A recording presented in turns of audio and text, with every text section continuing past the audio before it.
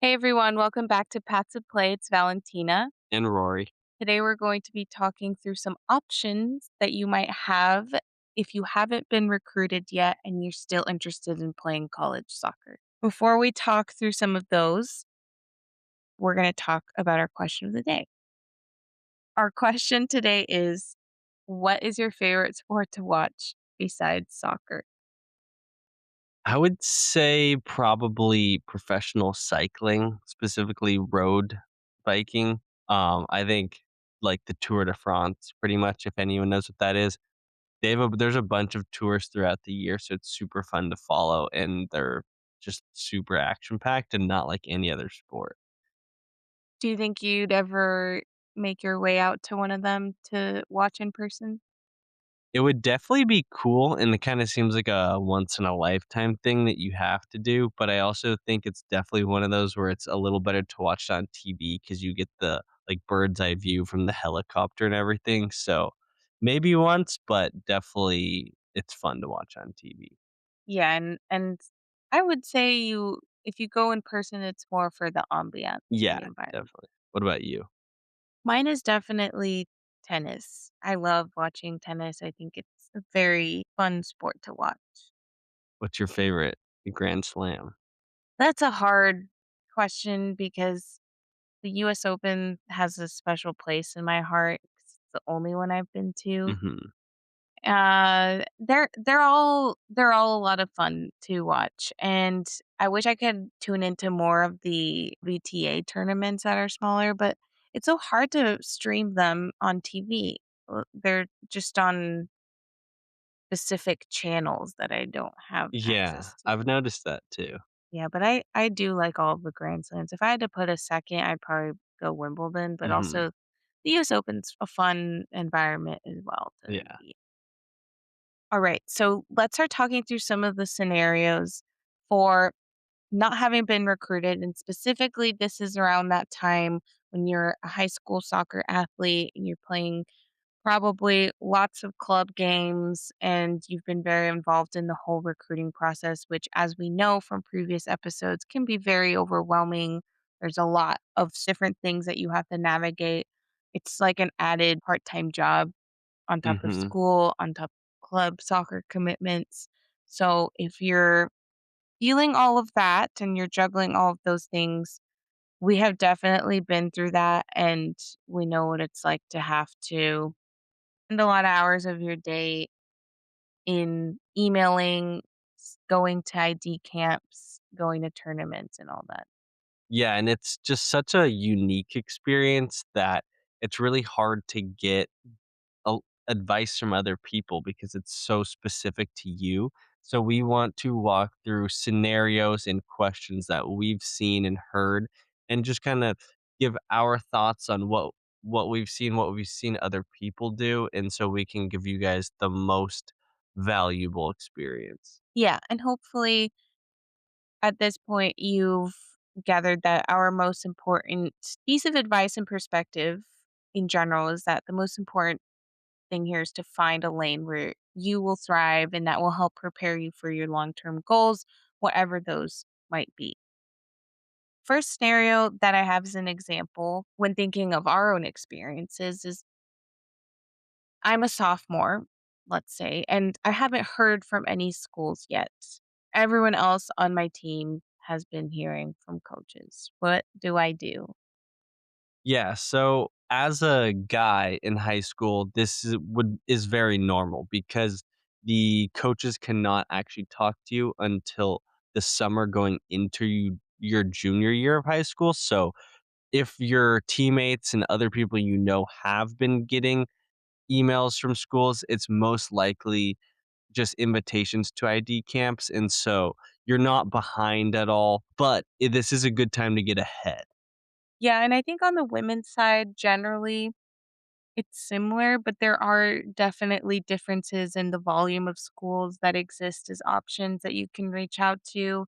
And because of the volume of schools, oftentimes you'll be getting a lot more of this engagement with coaches at this point, and it's totally normal to not have this engagement either. So while all of that might already be happening, I do think that it's still relatively early on.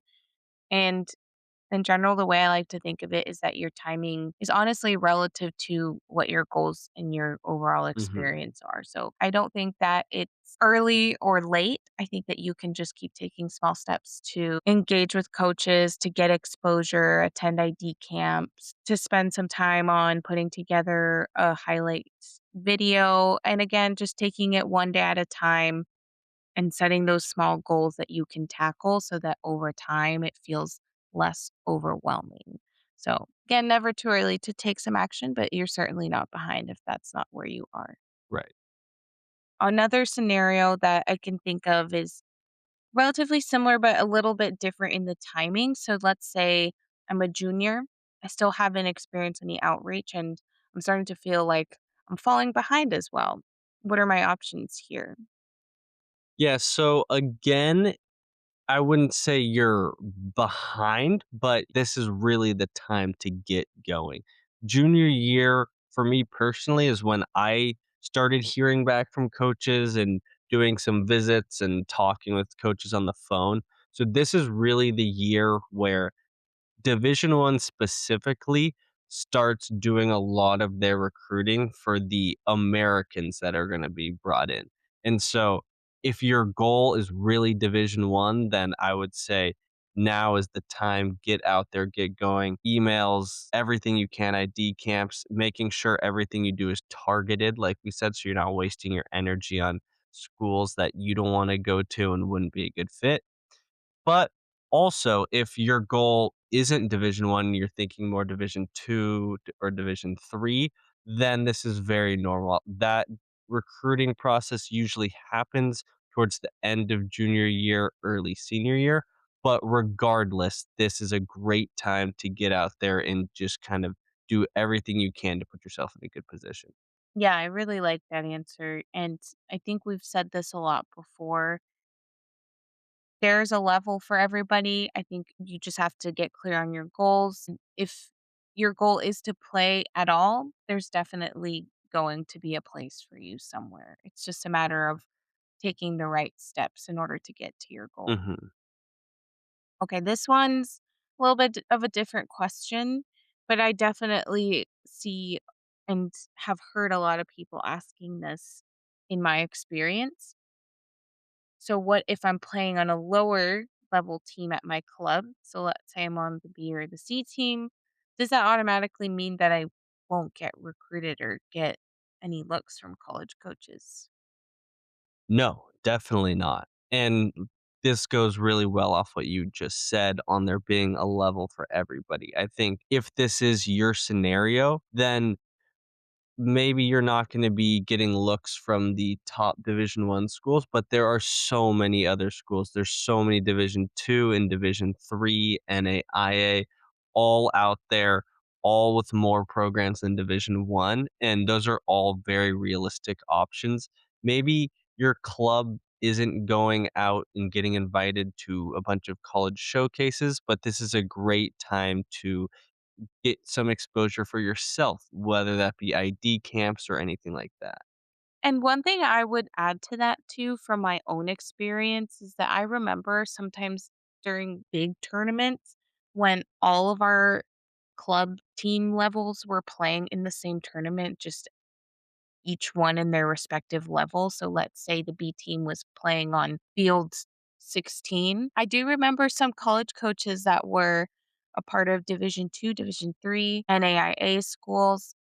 All of those would more specifically target those games because they knew that a lot of the players for, let's say, the top teams, the A level teams who were playing on field 15, let's just say, for example, either they were already committed or they know that they're not likely to reach out to the D2 program. So you will absolutely have tournaments for players to get exposure at the various levels that they're playing at. Yeah, that's a great point. And to just put this into perspective, for men's between NCAA D2, D3, and NAI, there's over 800 programs. Wow. And so, like you're saying, a lot of these programs, just like you're targeting maybe not the highest level, they're also gonna be doing the same. They know that if they go all the way up to the top ECNL, maybe those players aren't interested in going to their school. And so it is set up to be able to cater to the divisions and the levels that you wanna play at. Yeah, they're doing their homework too. Mhm. So, Exactly. plenty of opportunities all around. Okay, next scenario. What if I want to play in college, but I haven't done anything at all yet? I don't have any emails. I don't have any film. I have absolutely nothing, and I don't even know where to start. Yes, so if this is your scenario, the number one thing is to start. It's Yeah. it's never it's never too late. Yes, you might be later than the typical person, and that might take away some possibilities, but like we've been saying this whole time, there are always going to be more possibilities out there because there are so many teams and so many different programs. So, just by starting today, writing an email, or if you're feeling up to it, 5 emails, and being continuous about this, doing your research and finding ID camps and realistic tournaments and things that you can attend, it's never going to be too late. I agree. And I would spend most of my hours in the second half of your answer there. You could set goals to write 1 email a day, 3 emails a day if you're feeling very ambitious, maybe even 5. I would definitely, however, spend most of my time in finding those targeted ID camps, just getting exposure, getting touches in, placing most importance on the events where you will get the most looks from college coaches. Because oftentimes, you don't want to spend, let's say, hours and hours building your highlight tape or your mixtape. That potentially might only get lost in the sea of emails to coaches who have already identified their potential players that they want to recruit, or they saw someone in person last weekend, so they're going to reach out to them first. Those are just examples, but small steps that you can take, like Rory said, to just get yourself started. Mhm.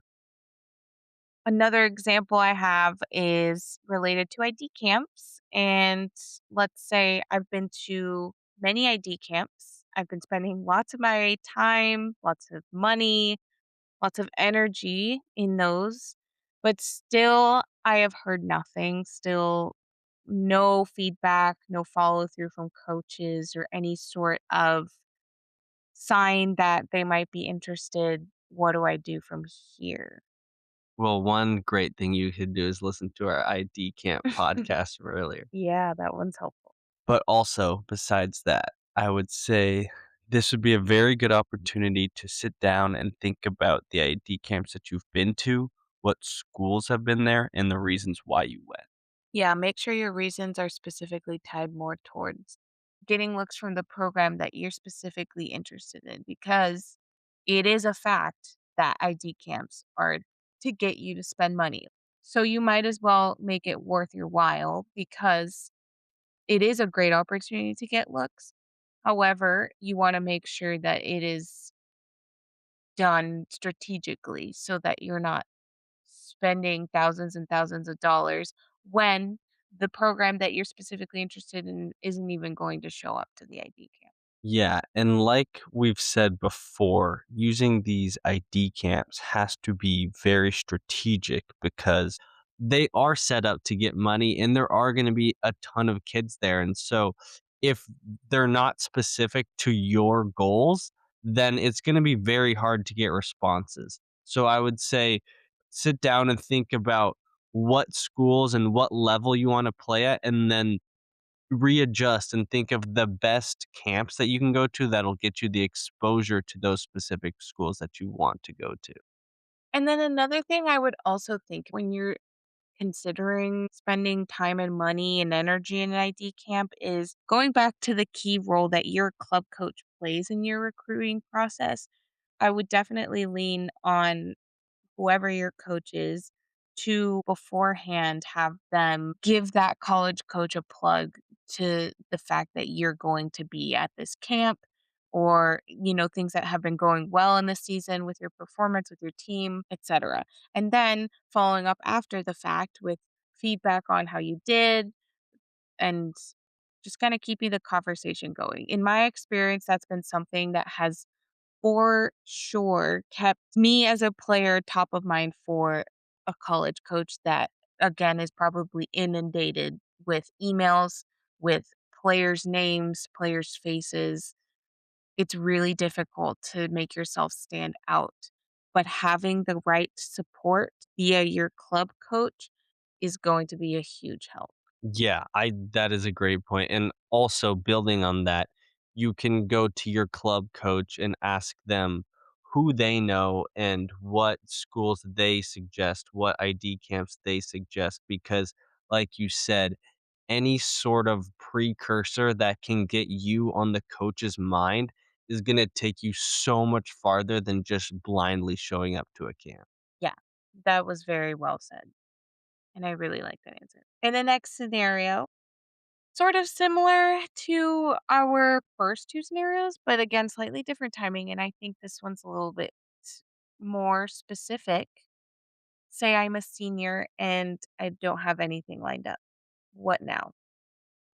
Yeah, so this answer really depends on your goals. And so I would say this is a time where you really need to get real with your possibilities.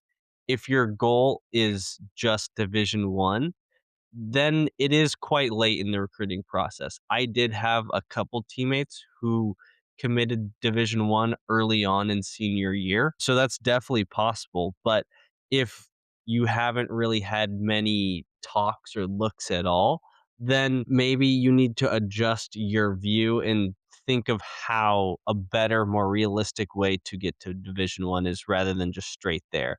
And so great things for this are D2 and JUCO because these schools are definitely starting and still well within the prime of the recruiting process. It's going to be a little later. It's going to be in the summer before senior year, first half of senior year. And I had tons, and I'm not joking, tons of teammates in college who transferred from D2s and JUCOs and were great. Transferred straight in, started awesome teammates. And so there's really no knock on this. And this is a very common pathway that I think if going Division 1 is your goal, this is a very realistic thing to look at. And then also, if you don't want to go Division 1 and you just have the love of the game and want to play while you're in college, then in your senior year, D2, D3, NAIA, these are all, like I said earlier, prime recruiting. So I don't think you're behind at all. But this is a great time to really get going, especially because for the D2s and the D3s, they don't have as much scouting. So they do rely on people going to ID camps and emails a lot more than Division ones who are really going out to find their talent. Yeah, I think you said that all very well and very in detail. I think the biggest thing here is knowing that you very much have options at this point still, which is wonderful. And I mean, what a great experience to have if you do go down the route of playing somewhere first and then transferring somewhere else. I just feel like that gives you a variety of experiences that you can carry on with you beyond your soccer career. So I completely agree with that answer. And I think that this moves us forward to our final scenario, which is I only want to play Division 1, but I'm not getting any looks. Do I keep waiting or do I start looking at other options? I would say a lot of what I had in the previous scenario again applies, but definitely don't give up on this. I think this is very, very normal. And with the fact that for men, there's only 212 or so Division ones, and you have so many kids in the US wanting to go. And now there are so many Europeans coming over to play. This makes it very challenging. And so, if you're struggling to get there straight out of high school, I think so are so many other people. And so going the path that I just laid out is very realistic. And I think also because you have so much competition, this is a good time to really look at why, think about why you may not be getting looks. Is the level realistic? And if not, how can you make it realistic whether that be really grinding through your junior and senior year of high school, going Division 2 or JUCO and really trying to level up there? Or do you just need more exposure? And so is it maybe time to transition to another team? I know that helped Valentina a lot when she did that. Yeah, and I think just generally understanding that it is a very ambitious goal and like you said, where it's just harder to do due to sheer level of options and the pool of competition that's out there. So it's important to, I think, not narrow all of your other options too early because why close yourself off to Right. other options and limit yourself too early on before you even are close to finishing high school, right? So don't self-sabotage just for the Division 1 badge. It's absolutely a very realistic thing to do if you have your goals very clear and you have a realistic plan step by step to get you to those specific goals and just take it one day at a time. Don't overwhelm yourself with what's going to happen if this doesn't happen by my junior year, what's going to happen if this doesn't happen by the end of my sophomore year.